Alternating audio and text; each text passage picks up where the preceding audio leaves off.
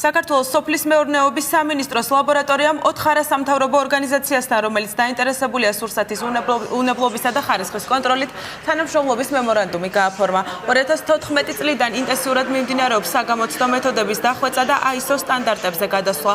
მიმდინარე სამუშაოების უმთავრესი მიზანია მომხმარებლისთვის ისეთი ლაბორატორიული დიაგნოსტიკური მეთოდების შეთავაზება, რაც მათ საშუალებას მისცემს საქართველოში მიიღონ საერთაშორისო სტანდარტების შესაბამისი მომსახურება საზოგადოებრივი ჯანდაცვის, სურსათის უნებლობისა თუ კომერციული მიზნებისთვის. ძალიან მნიშვნელოვანია, რომ საქართველოში არსებობს ამ დონის ლაბორატორია და ჩვენ არასამთავრობო სექტორს მიგვეცა საშუალება ვითანამშრომლოთ და გარკვეულ კვლევებზე მივიღოთ კვალიფიციური პასუხები.